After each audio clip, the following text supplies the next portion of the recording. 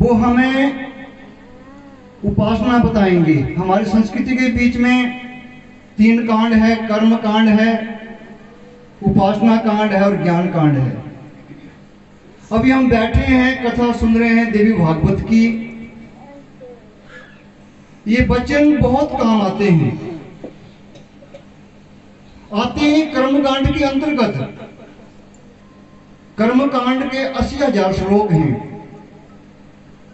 ऋषि मुनियों ने गिनती करी है और इन मंत्रों का उपयोग अपने जीवन में करा है और शक्ति प्रकट करी है। शक्ति इसलिए प्रकट करी है कि हम परमात्मा की ओर चलें। ये शक्ति हमको परमात्मा की ओर ले जाएंगे। थोड़े थोड़े पुण्य होते हैं जीव के, एक रोटी खाता है और एक मुंह ताकता है। ऐसी क्यों है? क्या शक्ति पक्षपात करती है क्या? नहीं, हम जितना करेंगे उतना ही हमको मिलेगा। अभी बैठे हैं, कबीरा दरअसल साधु के साहिब आवे याद, लेखे सोई घड़ी बाकी दिन बर्बाद। आज की घड़ी लेखे में आएगी, हिसाब में आएगी। क्यों? हम उस शक्ति की बारे में सुन रहे हैं, श्रवण कर रहे हैं। कभी न कभी वो शक्ति प्रकट होगी, जागृत होगी, सतगुरु से मिलाएगी और सतगुरु से मिलाएगी तो सतगुरु भगवान से मिलाएंगे। फिर यात्रा शुरू होती है। अनेकों जन्म बीत जाते हैं। आदमी आता है, पैदा होता है और मर जाता, मालूम नहीं पड़ता क्यों जी रहा है। शक्ति तो बड़ी दूर की बात है। क्यों श्वास ले रहा है, क्यों जी रहा है, जीने का लक्ष्य क्या है, ये शक्ति बताएगी। जीने का लक्ष्य परमपिता परमात्मा को जानना। हम क्यों आए हैं, क्यों दुखी होते हैं, क्यों गिड़गिड़ाते हैं, क्यों गरीब और अमीर बनते हैं, क्यों सुख और दुख भोगते हैं। अगर सुख दुख से आगे जाना है तो शक्ति की उपासना करना पड़ेगी और शक्ति की उपासना करने के बाद शक्ति सदगुरु के पास ले जाएगी। और सदगुरु फिर क्या है? धम्मम शरणम गच्छामि, धर्म की शरण में अरूढ़ कर देंगे। जो वास्तविक धर्म है को उपासना कांड में जाना पड़ेगा। उपासना क्या है? परमात्मा के पास जाकर आसन लगाना पड़ेगा। उपासना ऊपर आसन परमात्मा के लिए। जब आसन लगेगा तो शक्ति का ऐलान होगा और शक्ति दर्शन कराएगी अपने स्वरूप की, सदगुरु के अपने होने की जागृति देगी, तो जीने का आनंद आएगा। फिर यहाँ दुख नाम की कोई वस्तु नहीं है, सुख नाम की कोई वस्तु नहीं है। क्या आएगा? जीने का आनंद आएगा। इसके सापेक्ष शब्द कोई नहीं है। दिन के बदले रात है, पुत्र है तो वहां पुत्री भी है, दुख है तो वहां सुख भी है। पर जब आनंद आ गया जीवन के बीच में तो कोई हमको दुखी नहीं कर सकता। क्यों? आनंद के लिए हमको उपासना करना पड़ेगी पार ब्रह्म की, परमात्मा की, सदगुरु की। तो सारे बड़े भाग्य हैं सबके कि इस गांव में देवी शक्ति की उपासना की चर्चा आप सुन रहे हैं। शक्ति के लिए हमको बहुत जीवन देना पड़ता है। ग्रंथों का पठन पाठन करें। क्यों करें? शक्ति की जानकारी मिलेगी और जानकारी मिलेगी तो हम चलेंगे और चलेंगे तो खोजेंगे और खोजेंगे तो ये मन तृप्त हो जाएगा और जब तृप्त हो जाएगा तो साधना में लग जाएगा। तो सारे भाग्यशाली लोग हैं जिन्होंने ये कथा सुनी है। सुनाने वाले आचार्य जी अच्छे हैं, सुंदर वचन सुना रहे हैं आपको। आश्रम की भी जिन्होंने विद्या अध्ययन करी है। तो कहने का मतलब है सब लोग सोचें और विचार करें, हमको भी उपासना करनी है। और उपासना के लिए सदगुरु के पास, किसी विद्वान के पास, किसी महात्मा के पास जाकर ये विद्या सीखनी है। संसार की विद्या कोई काम नहीं आती है, पेट भरने के काम आती है। संसार का सुख मिल सकता है, अगर परमात्मा का, शक्ति का सुख हमको धारण करना है तो क्या है? हमको सदगुरु के पास जाना पड़ेगा। तो मैं अपनी वाणी को विराम दूंगा और वक्ता हैं बोलने वाले, उनसे अनुरोध करेंगे, उनके मुखारविंद से हम चर्चा सुनेंगे। सच्चिदानंद भगवान सदगुरु जी। बहुत सुंदर वचन भाई जी ने सुनाए। अभी हम आग्रह करते, प्रार्थना करते, गुजरात जामनगर से आए हमारे शास्त्री जी, बहुत बहुत उनका आभार जो समय निकाल करके यहाँ पहुँचे आ करके।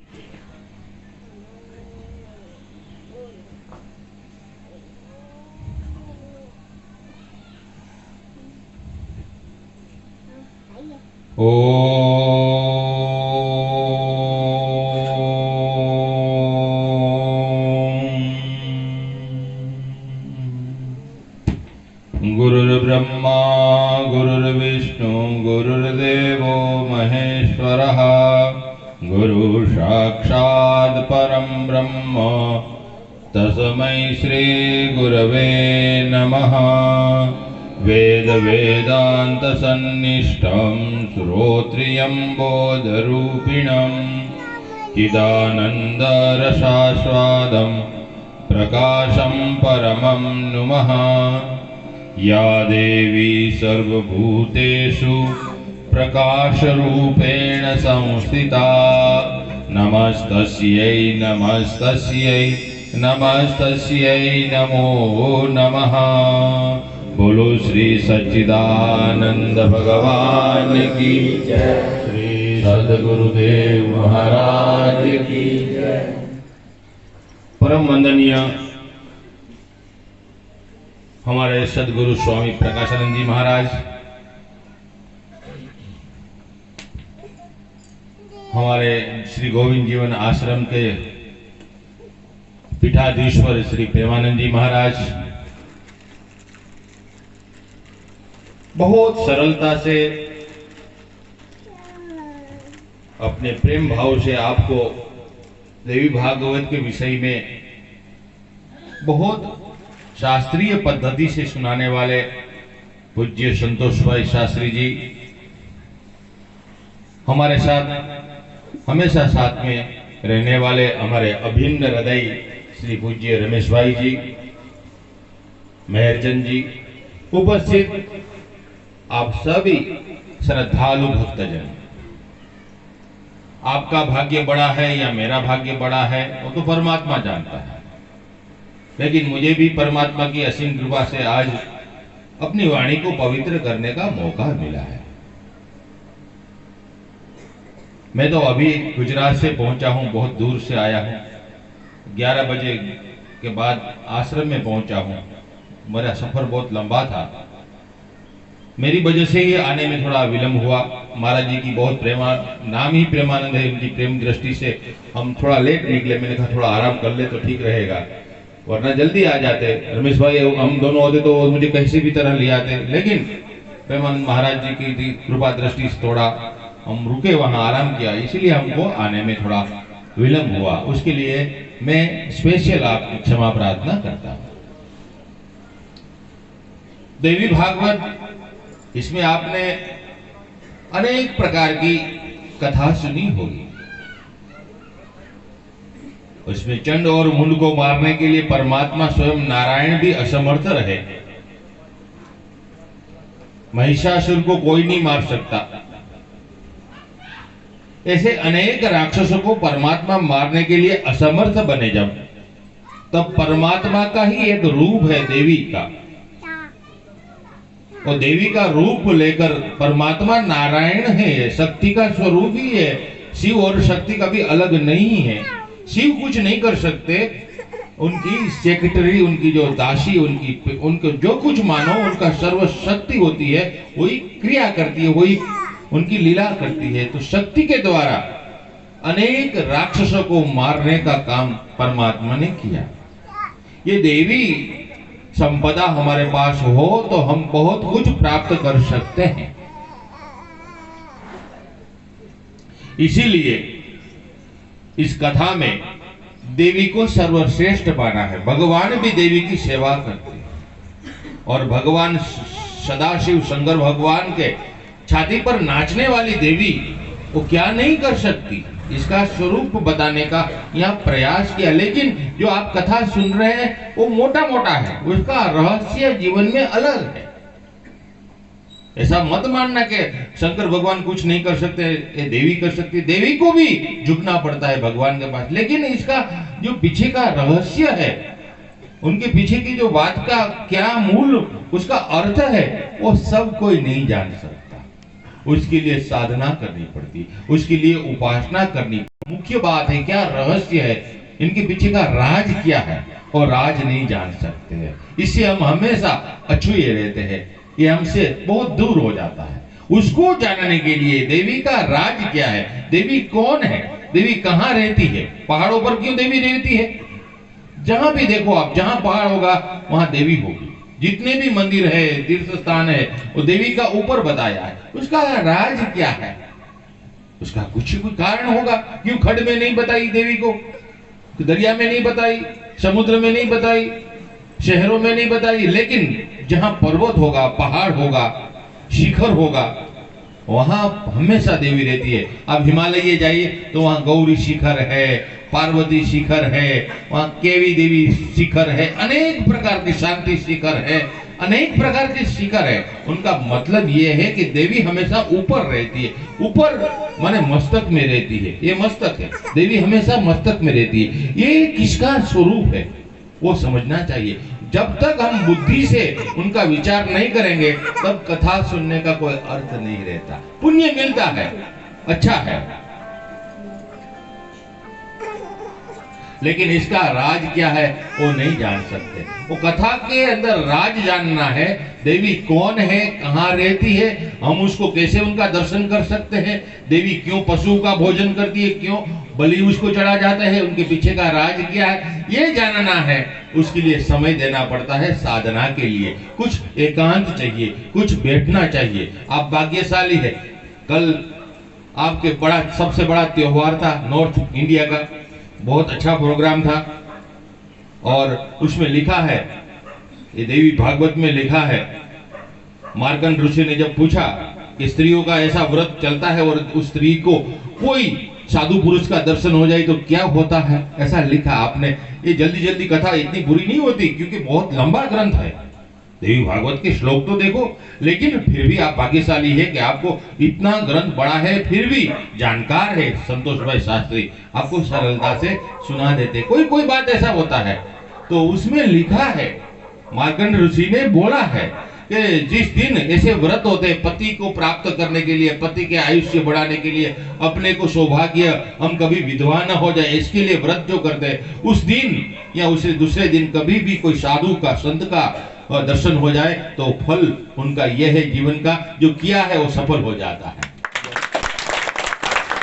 तो आप बहुत भाग्यशाली है, आपका कल व्रत था और आज आपको साधु पुरुष, बहुत जानकार महापुरुष प्रेमानंद महाराज जैसे संत का आपको दर्शन हो गया। वैराग्य का प्रतीक है ये, बहुत मैं बचपन से जानता हूं इनको, ये बहुत ज्ञानी है, ध्यानी है, तो आप उनका दर्शन कर सकते हैं। और दर्शन आपको हो गया है तो दर्शन का फल यही है कि हमको भी वैराग हो जाए। हम भी संसार में आए हैं, ये संसार में तू मैं करते रहते हैं, अपने अहंकार को पोषण करते रहते हैं, मैं बड़ा हूं, तुम छोटे हो, ये इसमें हमारा जिंदगी का बहुत हिस्सा चला जाता है। मेरे सास ऐसी है, मेरी बहू, ये सब छूट जाए और मैं भी यहाँ परमात्मा को प्राप्त कर सकती हूँ, मैं भी देवी का दर्शन कर सकती हूँ, मैं भी देवी रूप बन सकती हूँ, मैं भी खुद ही देवी हूँ, मैं भी शक्ति का स्वरूप हूँ, तो मैं भी शिव को प्राप्त कर सकती हूँ। ऐसी विचारधारा ये कथा के मध्य से आती है।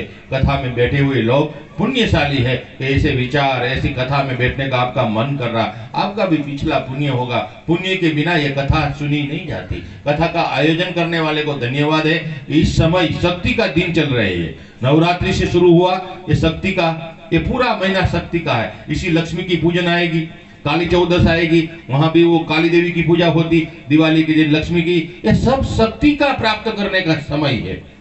ये साल में एक महीना आता है शक्ति को प्राप्त करने का। इसी समय बहुत अच्छा मुहूर्त दिया है जिन्होंने दिया है, बहुत अच्छा समय है। और शक्ति की बात सुनना, देवी भागवत कथा को सुनना, ये तो आम बात नहीं, बहुत पुण्यशाली है। इसलिए आप अपने आप के लिए ताली बजा दो एक बार, बहुत अच्छा है। समय बहुत कम है, कभी मौका मिलेगा तो एक कथा का रहस्य, कथा क्या है, कथा क्यों लिखी गई है, वेद व्यास भगवान को क्यों विचार आया है, इतने पुराण बनाया फिर भी देवी भागवत बनाया, इसमें सुखदेव जी महाराज की शादी क्यों हुई, कभी सुखदेव जी महाराज की शादी नहीं हुई, लेकिन इस ग्रंथ ऐसा है इसमें सुखदेव जी महाराज की भी शादी हुई है।